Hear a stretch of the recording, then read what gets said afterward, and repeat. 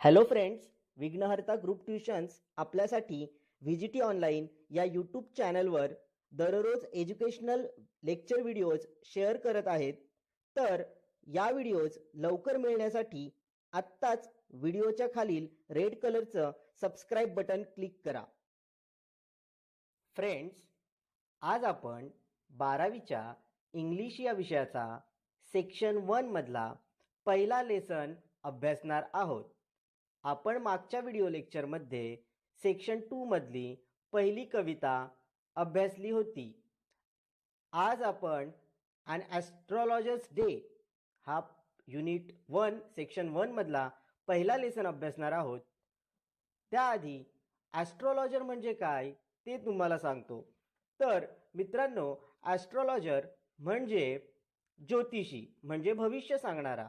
ठीक आहे, ज्याच्याकडे भविष्य सांगण्याचे जे काही कागदपत्र असतात, वही एक मोठं पुस्तक असतं, त्याच्यातून तो आपलं भविष्य सांगतो. तर अशाच एका ॲस्ट्रॉलॉजरची गोष्ट ॲन ॲस्ट्रॉलॉजर्स डे या लेसनमध्ये आपल्याला पाहायला मिळणार आहे. हा जो लेसन आहे तो R.K. नारायण या प्रसिद्ध लेखकाने लिहिलेला आहे. तर आपण लेसनला लाईन बाय लाईन सुरुवात करूयात.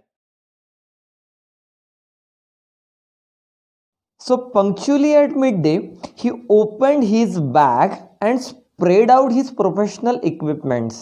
अगदी त्याच्या नेहमीच्या रोजच्या वेळेला दुपारी त्याने त्याची बॅग उघडली and spread out his professional equipments. त्याची जे काही प्रोफेशनल साधनं होती ती सर्व साधनं त्याच्या व्यवसायाची त्यानं बाहेर काढली. विच कन्सिस्टेड, ज्यामध्ये कोणकोणत्या गोष्टींचा समावेश होता? ऑफ डझन कॉरी शेल्स, जवळपास 1 डझनभर कवड्या होत्या. A square piece of cloth with obscure mystic chart on it, एक चौकोनी आकाराचा एक कपडा होता आणि ज्यावर काही चार्ट्स काढलेले होते जे ऑब्स्क्युअर होते, अस्पष्ट होते, मिस्टिक होते, गूढ होते, जे आपल्यासाठी अनाकलनीय होते. A notebook and a bundle of palmyra writing, एक नोटबुक होतं आणि खजुराच्या पानांवर काहीतरी लिहिलेलं असं पल्मायरा रायटिंग होतं. These are the equipments which he had with him. The writer ॲस्ट्रॉलॉजरचं कॅरेक्टर स्केच सांगतात. His forehead was resplendent with sacred ash and vermilion. त्याच्या कपाळावर एक प्रकारची चमक होती, एक ब्राईटनेस होता. आणि का बरं होता? कारण त्याने त्याच्या कपाळावर सॅक्रेड ॲश, पवित्र अशी राख लावलेली होती आणि अगदी मध्यभागी वर्मेलियन म्हणजेच डार्क कुंकवाचा टिळा लावलेला होता. And his eyes sparkled with a sharp abnormal gleam, आणि त्याच्या डोळ्यामध्ये एक वेगळ्याच प्रकारचं तेज होतं. Which was really an outcome of a continual searching look for customers. आणि हे त्याच्या डोळ्यामधलं जे तेज आहे ते कशामुळे आहे? It is an outcome, it is a result of continuous searching. तो सतत त्याच्या कस्टमर्सच्या शोधामध्ये राहायचा आणि त्या शोधामध्ये त्याच्या डोळ्यामध्ये एक वेगळीच चमक असायची. But which his simple client took to be a prophetic light. पण त्याच्या कस्टमर्सना जे त्याच्या डोळ्यामधली ही चमक आहे तो प्रोफेटिक लाईट वाटायची.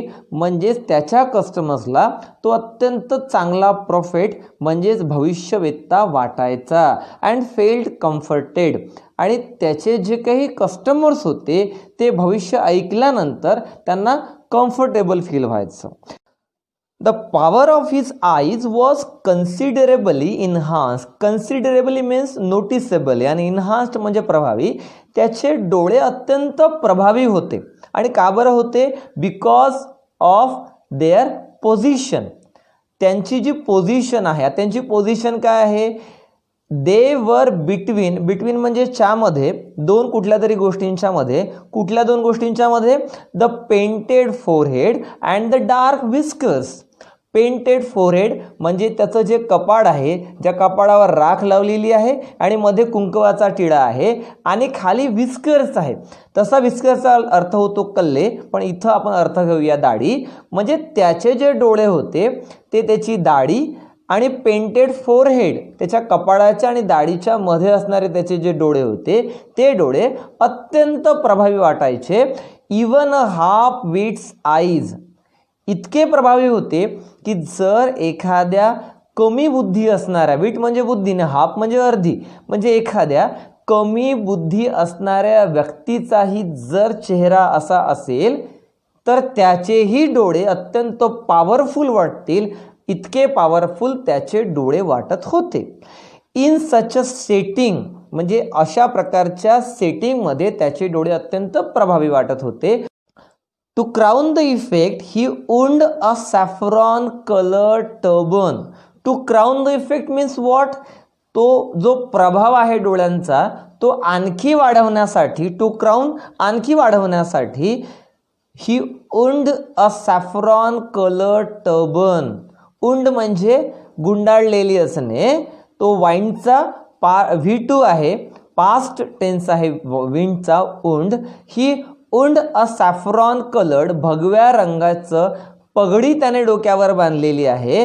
अँड धिस कलर स्कीम, हे जे एकंदरीत कलर कॉम्बिनेशन आहे, नेवर फेल्ड.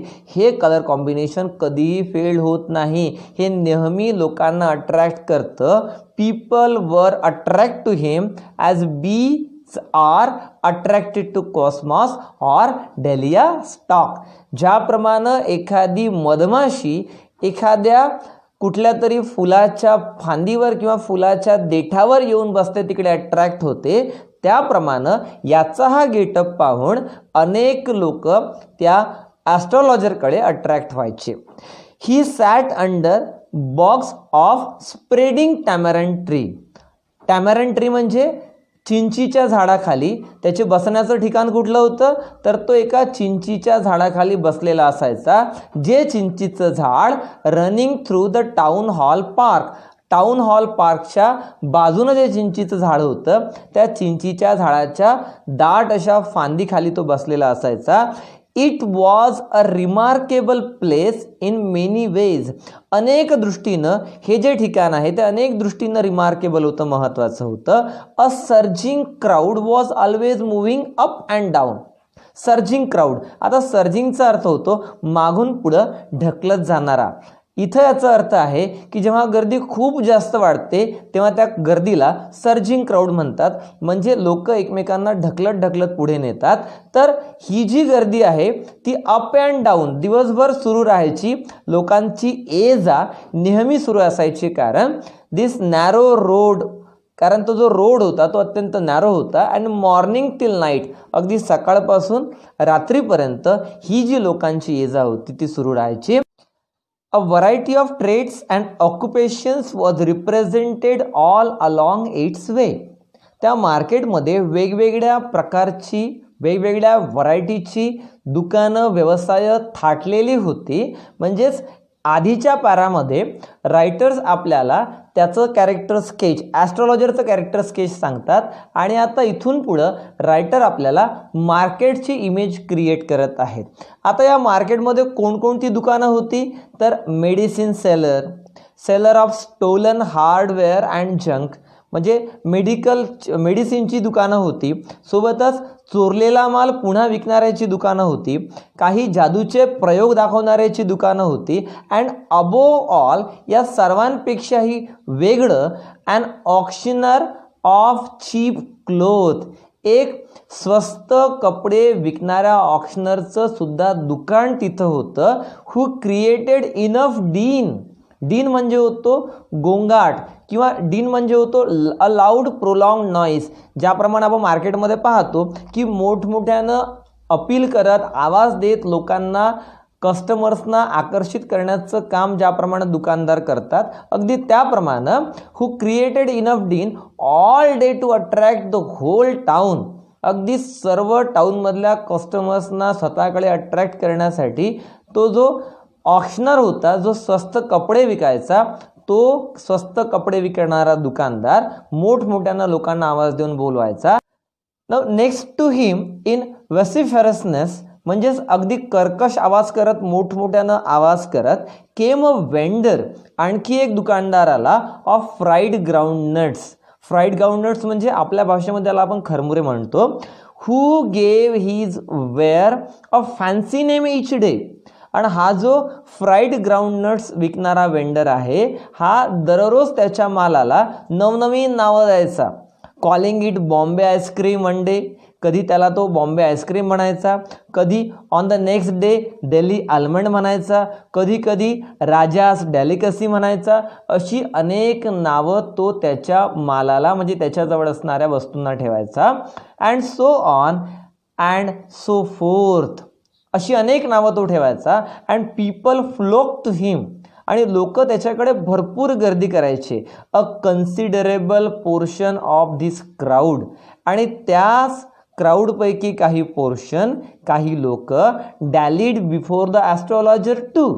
डॅलिड म्हणजे होते मूव्हिंग टुवर्ड्स, तर त्यापैकीच काही लोक किंवा तेवढीच लोक ॲस्ट्रॉलॉजरकडे सुद्धा जायची. And astrologer transacted his business by the light of a flare. आता ॲस्ट्रॉलॉजरचा जो बिझनेस चालायचा त्याच्याकडे स्वतःचा लाईट नव्हता, तर तो दुसऱ्यांच्या लाईटावर काम चालवायचा. The astrologer transacted his business by the light of flare which crackled and smoked up above the groundnut heap near by.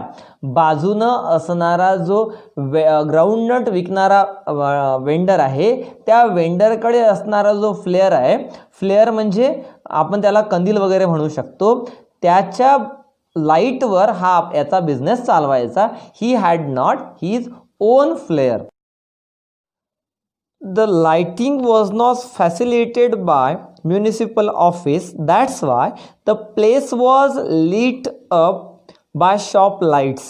तिथे म्युनिसिपल ऑफिसने लाईट्सची कुठलीही व्यवस्था न केल्यामुळं त्या प्लेसचं जे काही लाईटिंग आहे ते दुकानांच्या भरोशावर असायचं. One or two had hissing gas lights. एक दोन लोकांकडे जे जुन्या प्रकारचे गॅस लाईट्स होते. काही लोकांकडे some had naked flares stuck on poles. काही लोकांकडे नेक्ड कंदील होते. आणि some were lit up by old cycle lamps. आणि काही लोकांनी सायकल लॅम्प्सवर स्वतःची व्यवस्था केलेली होती. बट ॲस्ट्रॉलॉजर सारखे एक दोन लोक अशी सुद्धा होती, they did not have their own lights. They just managed without light of their own. One or two like astrologers managed without lights of their own. एक दोन लोक अशी होती ज्यांच्याकडे स्वतःचे लाईट्स नव्हते, ते दुसऱ्याच्या लाईट्सवर ॲडजस्ट करायचे. It was bewildering criss cross of light rays and moving shadows. आणि तिथं जे लाईट पडायचे ॲस्ट्रॉलॉजरच्या समोर ते क्रिस क्रॉस पडायचे. काही या साईडनं उजेड यायचा, काही या साईडनं उजेड यायचा, म्हणजे इतर लोकांच्या दुकानातला उजेड याच्या समोर पडायचं. त्यामुळे म्हटलेलं आहे criss cross lights rays and moving shadows. This suited the astrologer very well. पण हे जे मिसमॅनेजमेंट आहे हे सुद्धा त्याला चांगलं सूट करायचं, कारण he never wanted to be an astrologer for the simple reason that he had not the least intended to be an astrologer. त्याला कधीही ॲस्ट्रॉलॉजर बनायचं नव्हतं.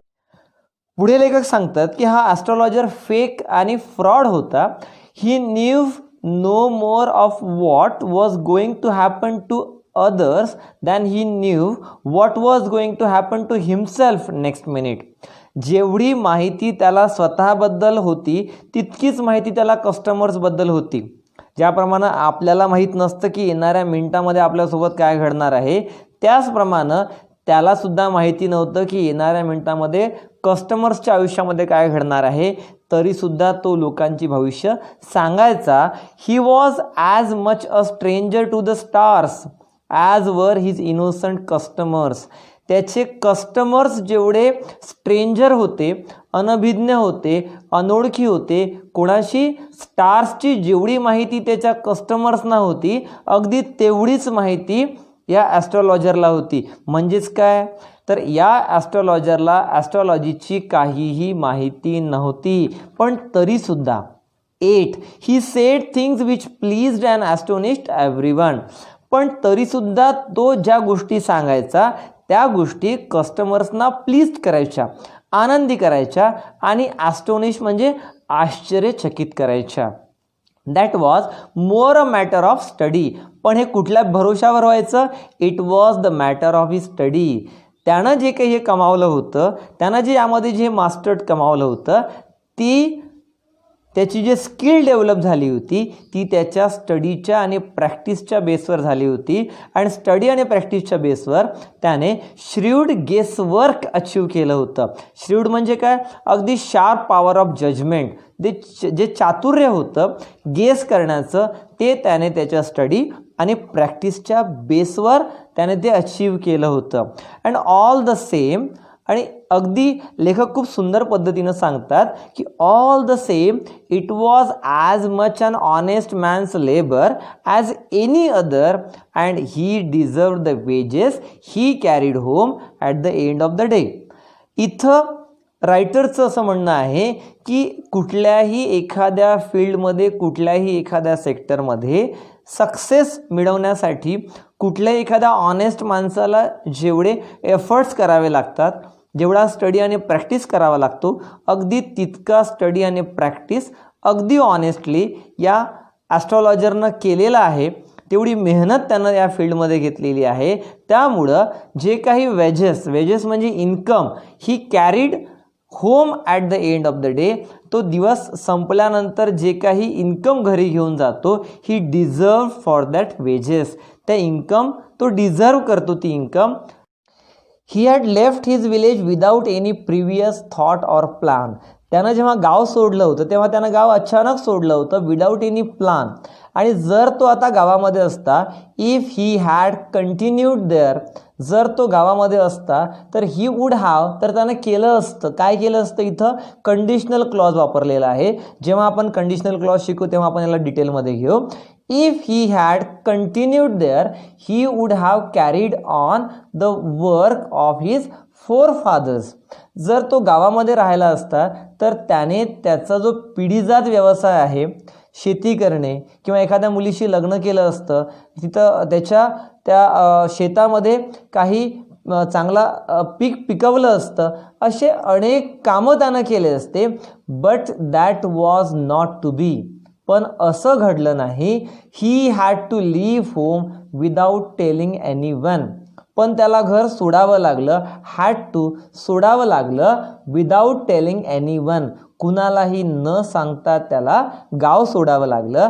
And he could not rest till he left it behind a couple of 100 माइल. मागे फिरूनही पाहता आलं नाही. तो इतका दूर निघून आला की त्याने पुन्हा गावाकडे कधीच जाऊन पाहिलं नाही. To a villager it is a great deal. आणि लोकांसाठी हा एक वेगळा प्रसंग होता. अचानक गावामधून याचं गायब होणं अत्यंत आश्चर्यचकित करून टाकणारं होतं. As if an ocean flowed between. He had a working analysis of mankind's trouble, marriage, money and tangles of human ties. त्याने लोकांच्या दुःखांचा एक पद्धतशीरपणे ॲनालिसिस केलेला होता की नेमकं माणसाच्या आयुष्यामध्ये कोणकोणती दुःखाची कारणं असतात आणि त्यांना कुठले ॲडवाइसेस द्यायला पाहिजे, याबद्दल त्यांना जबरदस्त ॲनालिसिस केलेला होता.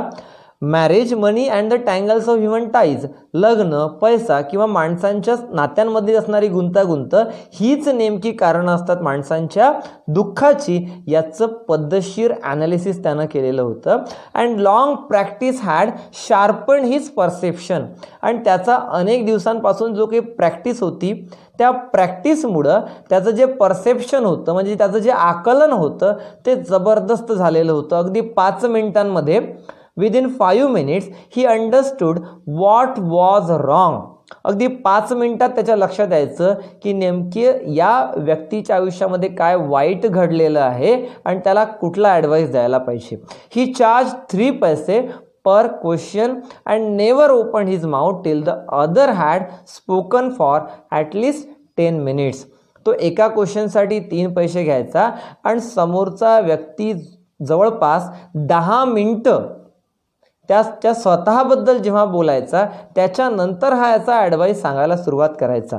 म्हणजे जवळपास तो 10 मिनिटं कस्टमर्स 10 मिनटं ऐकायचा आणि या 10 मिनिटांमध्ये which provided him enough stuff for dozen answers and advices. आणि या 10 मिनिटांमध्ये तो इतका पद्धतशीरपणे आकलन करून घ्यायचा, समजून घ्यायचा आणि त्या बेसवर मग त्या कस्टमरकडून येणारे जे डझन किंवा अनेक जे क्वेश्चन्स होते त्या क्वेश्चन्सची तो अगदी सहजपणे उत्तरं देऊ शकत होता आणि त्याला काही ॲडवाइसेस सुद्धा देऊ शकत होता.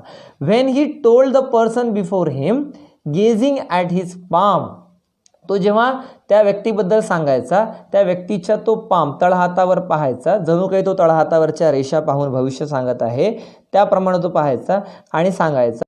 आणि या ज्या लाईन्स आहेत या लाईन्स कुठल्याही ॲस्ट्रॉलॉजरच्या कुठल्याही भविष्य सांगणाऱ्याच्या कॉमन लाईन्स असतात. जर एखाद्या कुठल्याही स्त्रीला म्हटलं की तुम्ही तुमच्या घरच्या सर्व लोकांना भरपूर जीव लावता पण घरात तुमची काहीही किंमत नाही, असं जर एखाद्या स्त्रीला कोण म्हटलं तर ते कुठल्याही स्त्रीला लागू पडणारं असेल आणि त्या स्त्रीला असं वाटेल की हा समोरचा व्यक्ती माझं भविष्य सांगत आहे.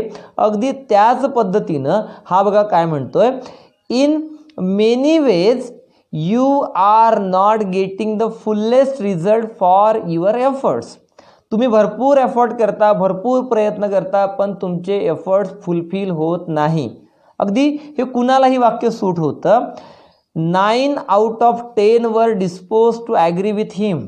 10 पैकी 9 लोकांना हे वाक्य सूट व्हायचं. ऑर ही क्वेश्चन किंवा तो प्रश्न विचारायचा, is there any women in your family, maybe even a distant relative, who is not well disposed towards you.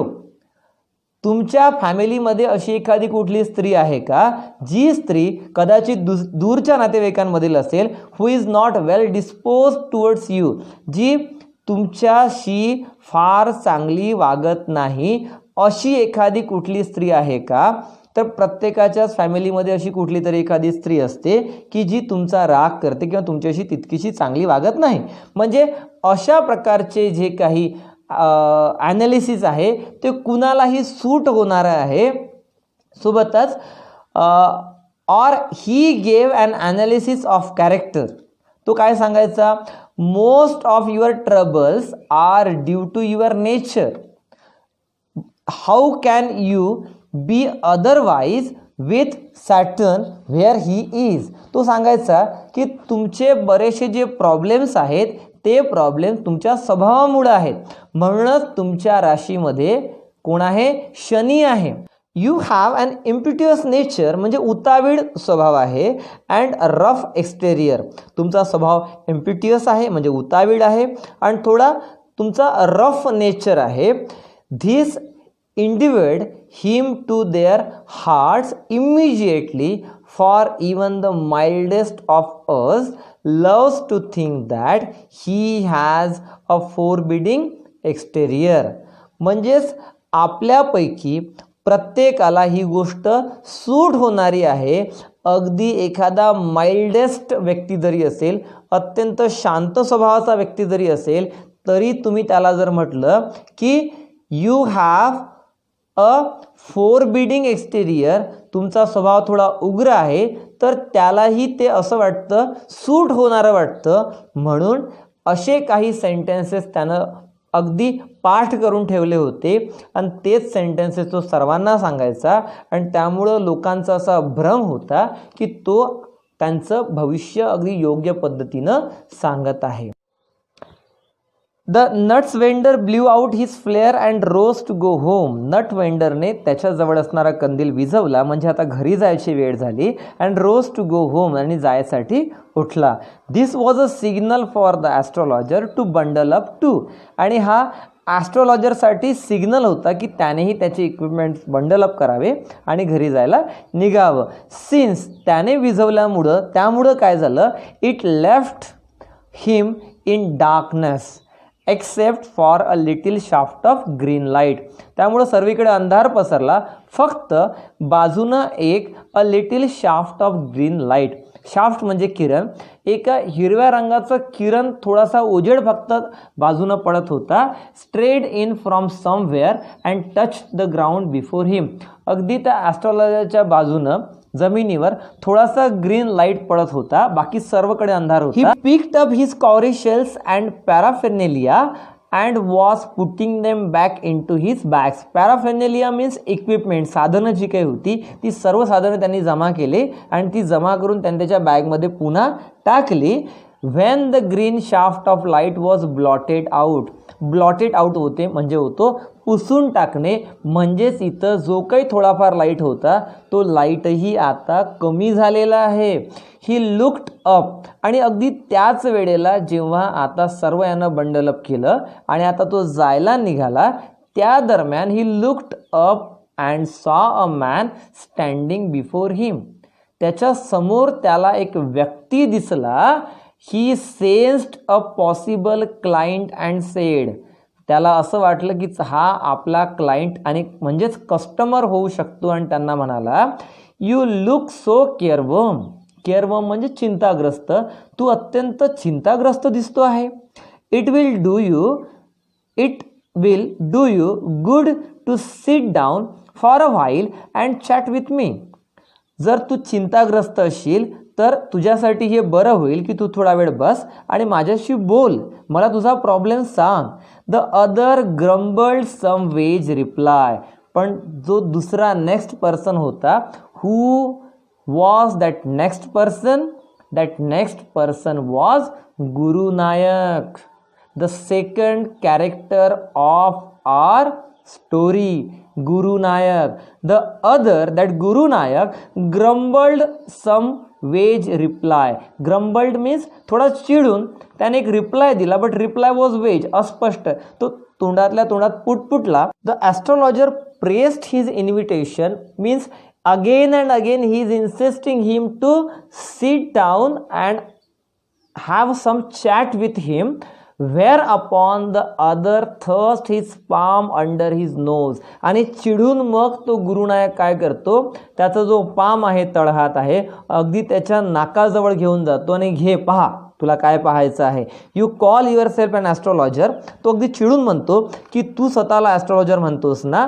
The astrologer felt challenged and said. आता ॲस्ट्रोलॉजरला चॅलेंज दिल्यासारखं वाटलं आणि तो म्हणाला, tilting the other's palm towards the green shaft of light. Tilting means moving. त्याने त्याचा palm घेतला आणि तो थोडा त्या ग्रीन लाईट्स, जो काही थोडाफार शिल्लक ग्रीन लाईट होता त्या ग्रीन लाईटच्या दिशेनं घेऊन गेला, कारण आता चहूबाजूने अंधार आहे. थोडाफार जो ग्रीन शाफ्ट म्हणजेच ग्रीन रेज जे काही उरलेले आहेत तिथं तो हात घेऊन गेला आणि तो हात पाहण्याचा प्रयत्न करतो आहे. आणि जे त्याचे ठरलेले सेंटेन्सेस आहेत ते ठरलेले सेंटेन्सेस पुन्हा सांगायला सुरुवात करतो. बघा, your nature is and so so so on. पण हे ऐकल्यानंतर लगेच गुरुनायक काय म्हणतो, oh stop that. The other said. Gurunayak म्हणतो की हो स्टॉप दॅट, मला हे काही सांगू नकोस, हे जे तुझं रिपीटेड सांगणं आहे मला सांगू नकोस. Tell me something worth while. मला काहीतरी महत्त्वाचं सांग. म्हणजे हे काही तुमचे जे रुटीन वाक्य असतात हे मला सांगू नकोस, मला काहीतरी महत्त्वाचं सांग. आवर फ्रेंड फेल्ड पिक्विड. आता पिक्विडचा अर्थ होतो अँगर, चिडला. आवर फ्रेंड फेल्ड पिक्विड. गुरुनायकला राग आलेला आहे. आय चार्ज ओनली 3 पैसे पर क्वेश्चन. मी एका क्वेश्चनचे फक्त 3 पैसे घेतो. And what you get ought to be good enough for your money. आणि तुझ्या पैशाला शोभेल इतके व्यवस्थित तुला मी तुझ्या प्रश्नांची उत्तरे देईल, काळजी करू नकोस. At this the other विड्रीव his arm. आणि हे ऐकल्याबरोबर या गुरुनायकने स्वतःच्या खिशामध्ये हात टाकला. टूक आउट अँड आना. एक आना बाहेर काढला. आना मीन्स जुन्या काळातील पैसे. एक आना बाहेर काढला. And flung it out to him. आणि त्याच्याकडे भिरकावला, त्याच्याकडे फेकला. Saying I have some questions to ask. आणि म्हणाला, माझ्याकडे तुला विचारायला काही क्वेश्चन्स आहेत. If I prove you are bluffing. आणि जर तू या क्वेश्चन्सची उत्तरं जर चुकीची दिली, it means you are bluffing. Bluffing करणे म्हणजे फसवणे, फ्रॉड करणे.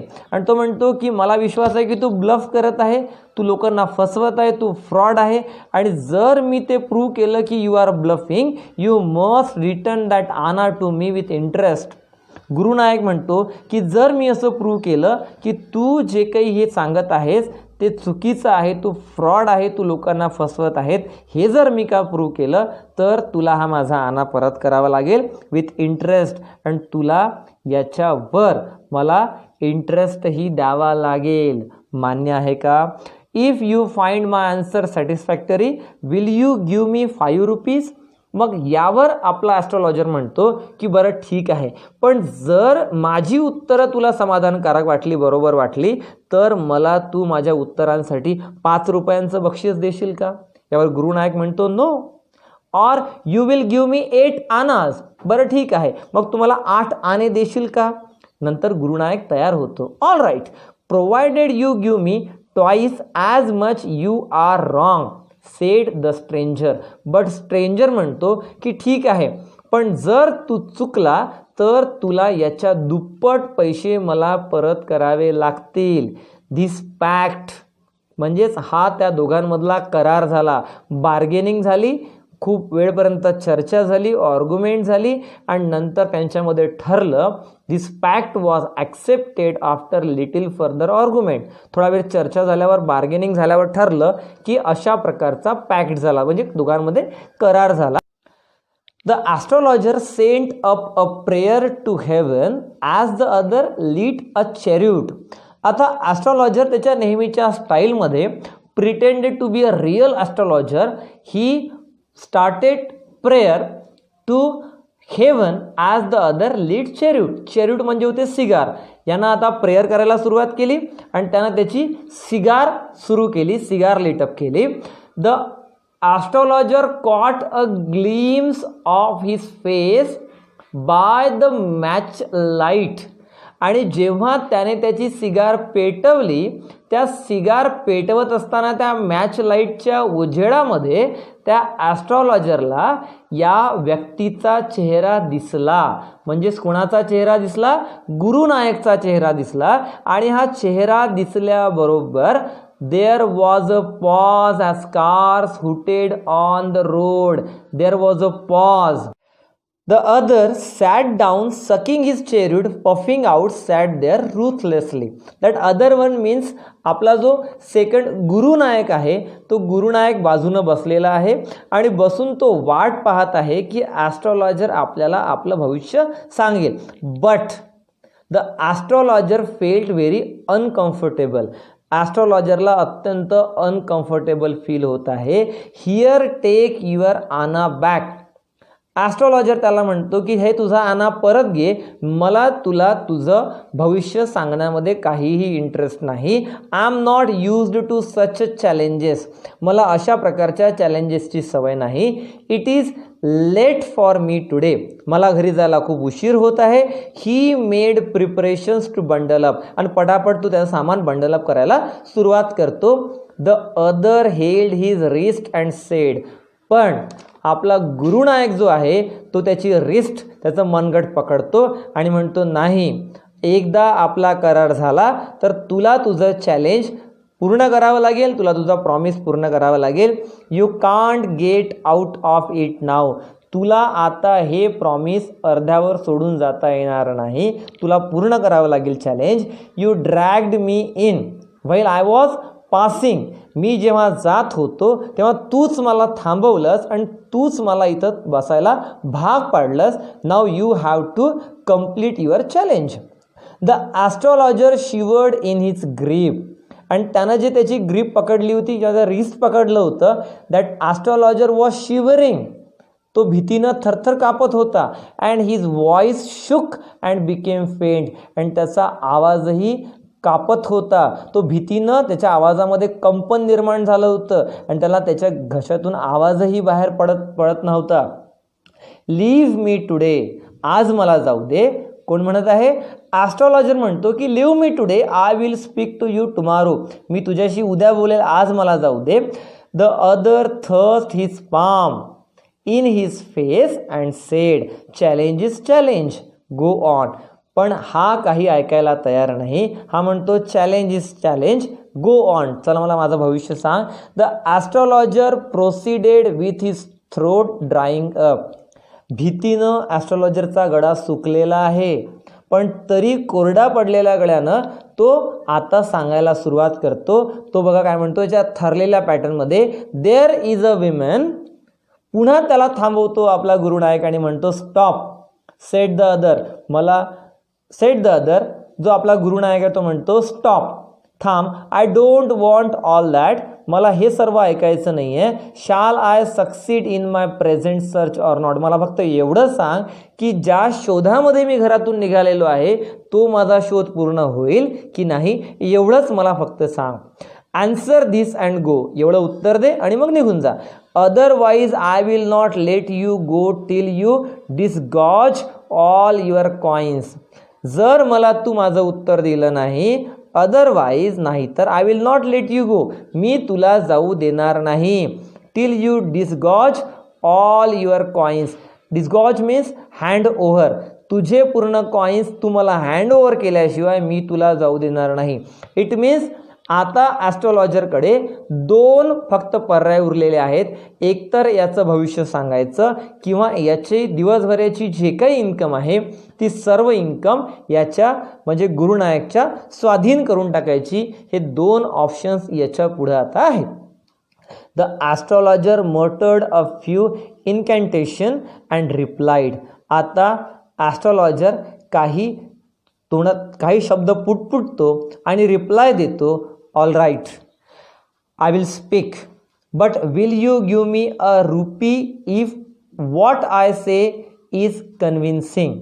पण मला एक प्रॉमिस कर की मी जर तुला कन्व्हिन्स केलं की मला तुझं भविष्य योग्य पद्धतीनं माहिती आहे, तू जर कन्व्हिन्स झाला तर मला तू 1 रुपया पूर्ण देशील का. Otherwise I will not open my mouth, नाहीतर मी माझं तोंड उघडणार नाही, म्हणजे मी तुला भविष्य सांगणार नाही. And you may do what you like, तुला जे करायचं आहे ते कर, मी तुला तसं तुझं भविष्य सांगणार नाही. After a good deal of haggling the other agreed. Haggling म्हणजे डिस्प्यूट, बार्गेन किंवा घासाघिसी करणे. बराच वेळ बार्गेनिंग केल्याच्या नंतर, घासाघीस केल्याच्या नंतर त्या दोघांमध्ये ठरलं, ओके, आता ॲस्ट्रॉलॉजरनं त्याला त्याचं भविष्य सांगायला सुरुवात केली. You were left for dead. Astrologer त्याला सांगतो की तुला मरण्यासाठी सोडून देण्यात आलं होतं. ॲम आय राईट, माझं बरोबर आहे ना. टेल मी मोर. येस, बरोबर आहे, मला आणखी सांग. A knife has passed through you once. तुझ्या शरीरात एकदा कुणतरी चाकू मारला होता. Said the astrologer. Good fellow. Yes, बरोबर आहे. He bared his chest to show the scar. त्यानं त्याची छाती दाखवली आणि तो घाव दाखवला जिथं त्याला चाकू मारण्यात आला होता. व्हॉट एल्स, आणखी पुढं सांग. And then you were pushed into a well. आणि तुला एका विहिरीमध्ये ढकलून देण्यात आलं होतं. You were left for dead. तुला मरण्यासाठी सोडून देण्यात आलं होतं. I should have been dead if some passerby had not chanced to peep into the well, exclaimed the other. Now the other one means Guru Nayak said that की I should have been dead. मी तर मेलोच असतो जर if some passerby, बाजूनं रस्त्यावरून जाणाऱ्या काही लोकांनी जर सहज विहिरीच्या आतमध्ये डोकावून पाहिलं नसतं तर मी जिवंत वाचलंच नसतो. ओव्हरवेल्म्ड बाय इंथुझियाझम. आता अत्यंत उत्साहाने पुन्हा गुरुनायक विचारतो, व्हेन शाल आय गेट ॲट हिम. मला लवकर सांग की मला तू माझा मारेकरी कधी मिळेल. He asked, clenching his fist. अगदी तो मूठ आवडतो. क्लेन्चिंग हिज फिस्ट म्हणजे मूठ आवडतो आणि म्हणतो की मला लवकर सांग की माझा मारेकरी मला कधी मिळेल. In the next world, answer the astrologer. त्यावर आपला ॲस्ट्रॉलॉजर उत्तर देतो की तुला तुझा मारेकरी पुढच्या जगामध्ये मिळेल, म्हणजेच पुढच्या तुझ्या जन्मामध्ये मिळेल, कारण ही डाईड 4 months अगो. त्याचा 4 महिन्याआधीच मृत्यू झालेला आहे. इन फार ऑफ टाउन, अगदी फार दूरच्या एका गावामध्ये त्याचा मृत्यू झालेला आहे. You will never see any more of him, आता तुला तो कधीही दिसणार नाही. The other groaned on hearing it, आणि लगेच आता गुरुनायकला दुःख होतं. The other means Gurunayak groaned on hearing it, हे ऐकल्यावर त्याला खूप दुःख होतं. द ॲस्ट्रॉलॉजर प्रोसिडेड, गुरुनायक, आणि लगेच ॲस्ट्रॉलॉजर त्याचं नाव घेतो, गुरुनायक. यू नो माय नेम, यावर तो आश्चर्यचकित होऊन म्हणतो की तुला माझं नावसुद्धा माहिती आहे. The other said taken a back, थोडा थांबतो, पॉज घेतो आणि तो पुन्हा म्हणतो, as I know all other things Gurunayak, ज्याप्रमाणे मला बाकी सर्व गोष्टी माहिती आहेत त्याप्रमाणे मला तुझंही नाव माहिती आहे. आणि आणखी एक गोष्ट लक्षात घे, listen carefully to what I have to say, मी तुला काय सांगत आहे नीट ऐकून घे. Your village is 2 days journey due north on this town, तुझं गाव इथून जवळपास 2 दिवसांच्या अंतरावर आहे, म्हणजे तुला तुझ्या गावाला पोहोचायला जवळपास 2 दिवस लागतील एवढ्या अंतरावर तुझं गाव आहे नॉर्थ साईडला. Take the next train and be gone, येणारी पुढची ट्रेन पकड आणि तुझ्या गावाला परत निघून जा. I see once again great danger to your life if you go from home, जर तू इथून पुढं आणखी बाहेर गेला किंवा इथून पुढं आणखी पुढं गेला तर तुझ्या आयुष्याला खूप धोका आहे, त्यामुळं तू आता घरी परत जा. ही टूक out a pinch of sacred ash, त्याने एक चिमूटभर राख घेतली, सॅक्रेड ॲश म्हटलेलं आहे, राख घेतली. And held it out to him, आणि त्याला दिली. Rub it on your forehead and go home, ही राख तुझ्या कपाळावर लाव आणि तू तुझ्या गावाला निघून जा. नेवर ट्रॅव्हल साऊथवर्ड्स अगेन, आणि पुन्हा तू साऊथ दिशेनं, पुन्हा तू या दक्षिण दिशेनं पुन्हा येऊ नकोस. And you will like to be 100, आणि जर तू पुन्हा या दिशेनं आला नाहीस तर तू 100 वर्ष जगशील. Why should I live home again, यावर तो गुरुनायक विचारतो, मी का बरं घरी परत जावं. द अदर सेड रिफ्लेक्टिव्हली, अत्यंत गंभीरपणे, सिरियसली, रिफ्लेक्टिव्हली मीन्स सिरियसली, तो गुरुनायक विचारतो का बरं मी घरी जावं. I was only going away now and then to look for him and to choke out his life if I met him.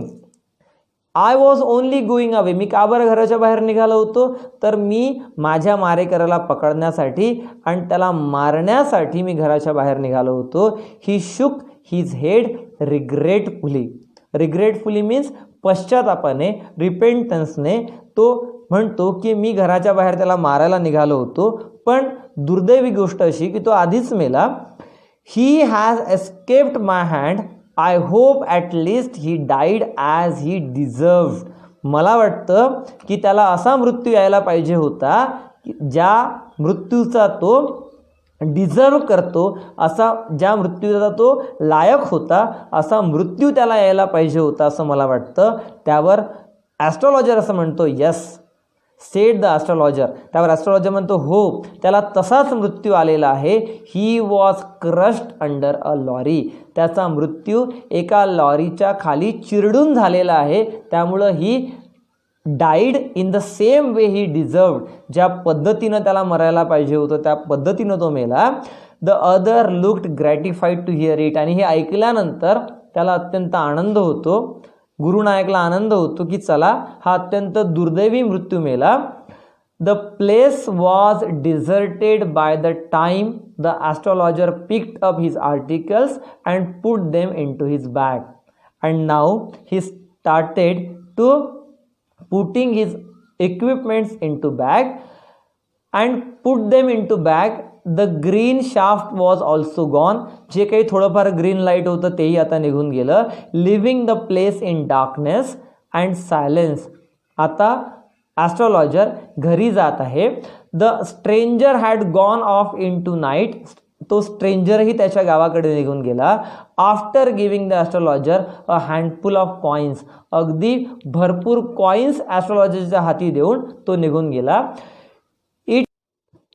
It was nearly midnight when astrologer get reached home. जवळपास रात्रीचे 12 वाजले होते. मध्यरात्र झाली होती जेव्हा astrologer आपल्या घरी परतला.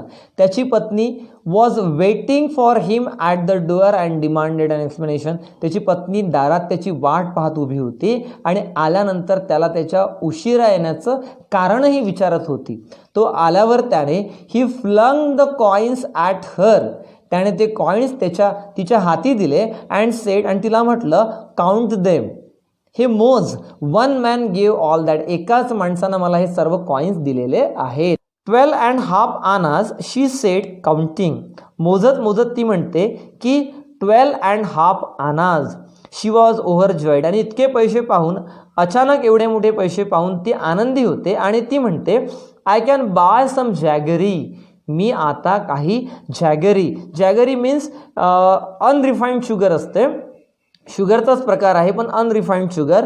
आता माझ्या मुलांसाठी काही स्वीट बनवायसाठी मी काही जॅगरी विकत घेऊ शकते, कारण the child has been asking for sweets for so many days. माझी मुलगी बरेच दिवसांपासून मला काहीतरी स्वीट खायला द्या म्हणून मागणी करत आहेत. मग मी आता त्याची मागणी पूर्ण करू शकते. I will prepare some nice stuff for हर.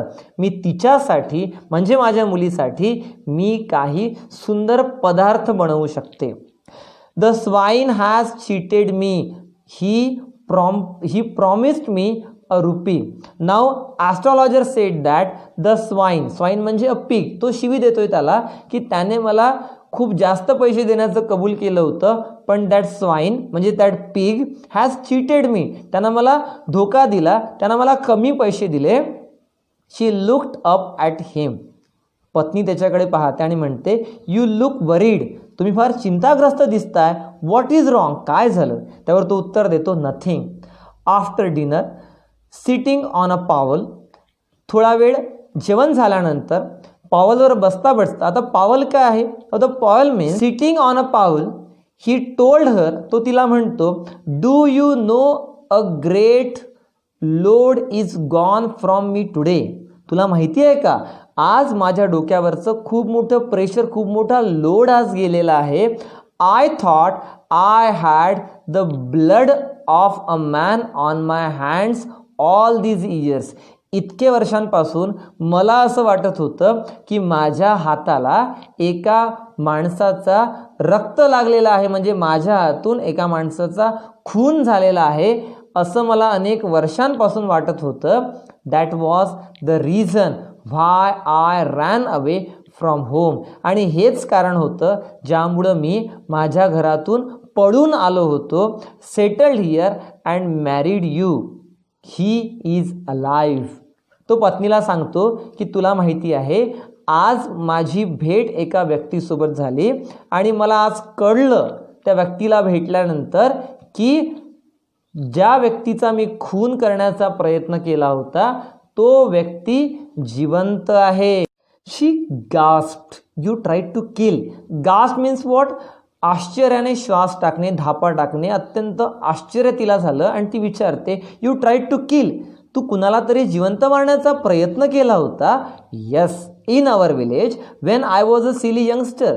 हो, जेव्हा मी एक मूर्ख तरुण होतो तेव्हा आम्ही खूप भरपूर दारू पिलो. We drank, गॅम्बल्ड. आम्ही जुगार खेळलो आणि नंतर आमच्यामध्ये वाद झाले. We quarrelled badly. अत्यंत वाईट पद्धतीनं आमच्यामध्ये भांडण झालं.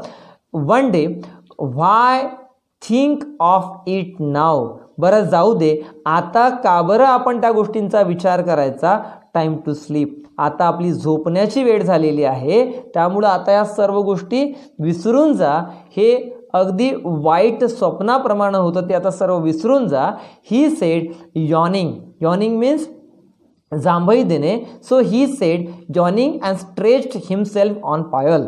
अगदी त्या लो बेंचवर, अगदी त्या बेंचवर त्यानं अंग टाकलं आणि तो जांभई देत म्हणाला की आपण आता हे सर्व विसरायला पाहिजे, आता झोपण्याची वेळ झालेली आहे, आता जे काही घडलं ते सर्व विसरून जा.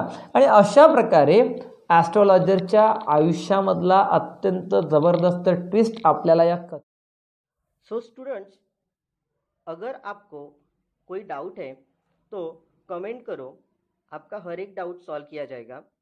व्हिडिओ आवडली असेल तर जरूर लाईक करा आणि चॅनल अजून सबस्क्राईब केलं नसेल तर व्हिडिओच्या खाली जे रेड कलरचं सबस्क्राईब बटन आहे ते जरूर क्लिक करा, ज्यामुळे तुम्हाला नेक्स्ट व्हिडिओचं अपडेट फास्ट मिळेल. थँक्यू.